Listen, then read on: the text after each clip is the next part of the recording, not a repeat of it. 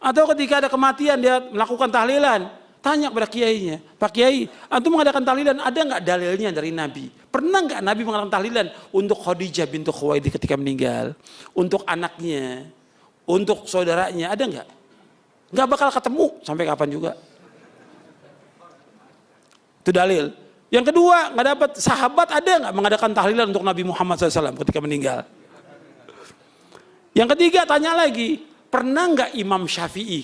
Kan mereka nisbatkan Syafi'i, mazhab Syafi'i. Pernah nggak Imam Syafi'i mengadakan tahlilan? Nggak bakal ada di kitabnya, semua kitabnya nggak bakal ada. Kalau bacaan tahlilnya, bacaan tahlilannya itu dianjurkan memang, bukan bid'ah. Mengapa dianjurkan? Yang pertama kali membaca zikir untuk orang mati siapa? Adalah Rasulullah.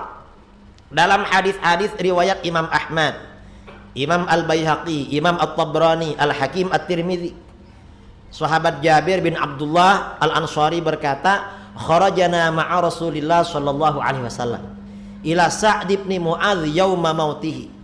Kami pergi bersama Rasulullah menuju kediaman Sa'd bin Mu'adz pada hari beliau meninggal dunia. Falamma shalla alaihi Rasulullah sallallahu alaihi wasallam, thumma dufina wa suwiya alaihi turab.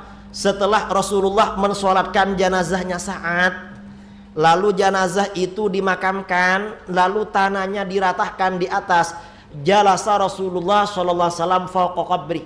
Rasulullah masih duduk-duduk di samping kuburannya, gak langsung pergi. Faqal subhanallah tawilan. Lalu Rasulullah membaca subhanallah dalam masa yang lama. Subhanallah, subhanallah, subhanallah, subhanallah, subhanallah, masa yang lama. Fasabbahna ma'ahu. Karena Rasulullah baca subhanallah, para sahabat baca juga subhanallah, subhanallah, subhanallah. Setelah lama, thumma qala Allahu akbar. Rasulullah membaca Allahu akbar, Allahu akbar, Allahu akbar. Fakabbarna. Kami juga baca Allahu akbar. Semuanya baca Allahu akbar. Satu riwayat Rasulullah membaca la ilaha illallah. Para sahabat juga baca. Setelah berhenti, selesai, sahabat bertanya, ya Rasulullah, malaka tusabbih fatukabbir. Rasulullah, ada apa engkau tadi baca subhanallah lalu baca Allahu akbar, gak seperti biasanya? Rasulullah menjawab, apa jawaban baginda? Laqad tadayaqa ala hadzal abdis salih qabruhu. Hamba Allah yang soleh ini tadi benar-benar dihimpit oleh kuburannya. Karena itu saya bacakan zikir hatta yufarrijahullahu an, hingga Allah melepaskan beliau, hingga Allah melepaskannya dari himpitan kubur. Sa'ad bin Mu'adz ini orang soleh yang mensolatkan Rasulullah masih dihimpit oleh kuburan. Untuk lepas dari himpitan, Rasulullah dan para sahabat perlu membacakan zikir. Yang kita ini kira-kira dihimpit apa enggak? Yang soleh aja dihimpit, apalagi yang tidak soleh. Sa'ad bin Mu'adz ini dari tingginya derajat beliau, kesolehan beliau, ketika saat ini wafat, Rasulullah bersabda, ihtazzal arsyu limauti Sa'din. Arasy bergoyang, bergerak-gerak karena meninggalnya Sa'ad. Mengapa arasy bergerak-gerak? Karena senang, girang akan didatangi ruhnya Sa'ad. Orang itu kalau senang karena akan didatangi orang yang dicintai, biasanya agak enak diam. Ada kekasihnya, anaknya atau siapa ya, anaknya, cucunya mau datang dari Jakarta, pagi-pagi telepon, ya apa, dah kemas-kemas ke bandara? Sudah ya, ini dah naik taksi. Setelah itu keluar lagi, sampai luar telepon lagi, gimana, sudah masuk bandara? Dah masuk ya. Setengah jam telepon lagi, gimana, sudah di ruang tunggu? Ini check in ya, masih antri. Sampai waktunya nyampe di sini, ditelepon, gimana kok belum nyampe? Delay ya, ini pesawatnya murah, sama panitia agak dibelikan yang mahal, makanya lambat. Ini kata anaknya. Artinya apa? Orang itu kalau senang akan didatangi orang yang dicintai, gak enak diam, pasti gerak-gerak. Arasy itu ketika saat meninggal itu gerak-gerak karena senang. Walaupun begitu ternyata dihimpit oleh alam kubur.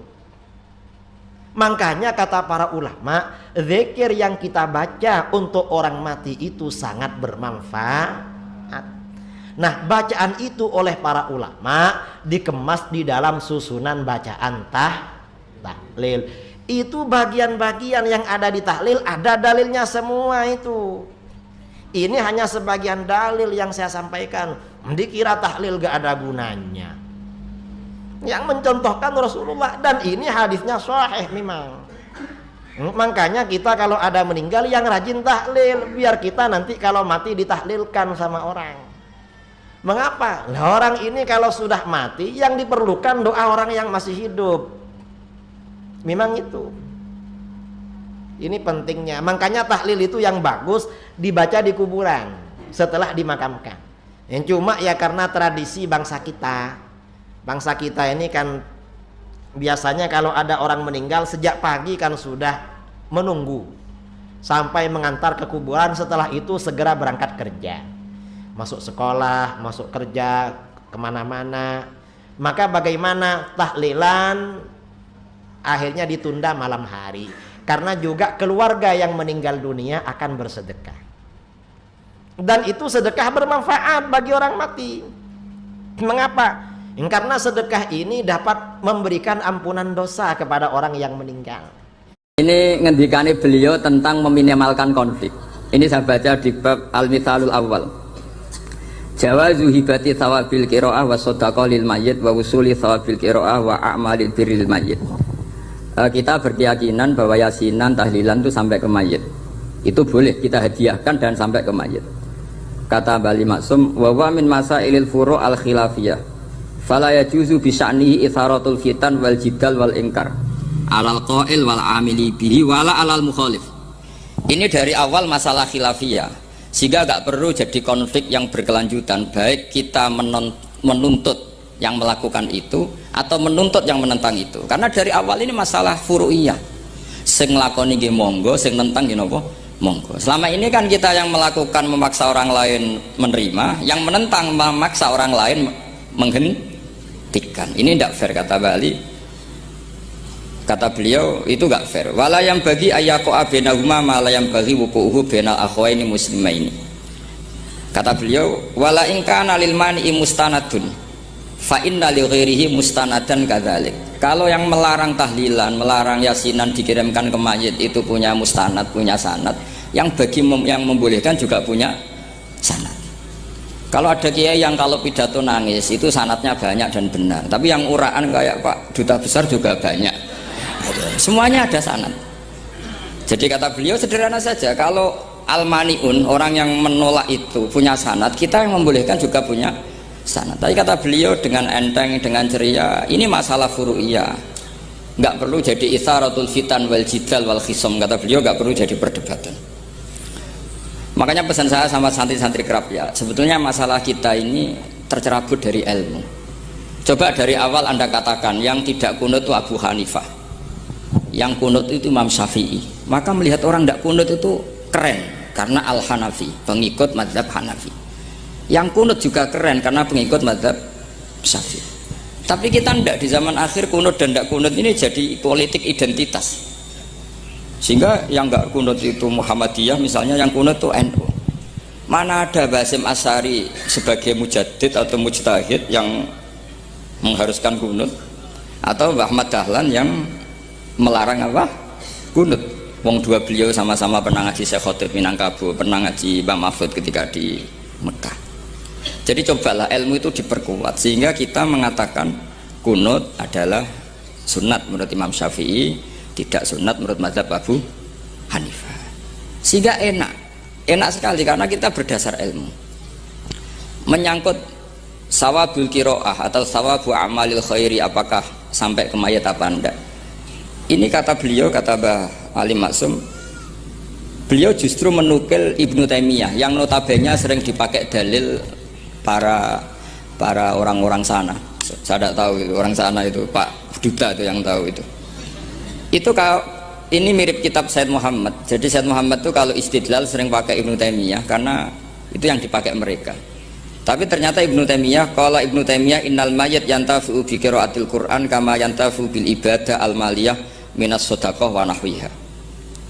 Terus waqala Ibnu Qayyim fi Kitabir Ruh afdalu ma yuhda ilal mayyit as-shadaqah wal istighfar wa du'a lahu wal hajju anhu. Artinya gini, kita sekarang ini tidak pernah kayak Bali Maksum pakai dalil jawazu ihda lil mayyit itu berdasar Ibnu Taimiyah dan Ibnu Qayyim.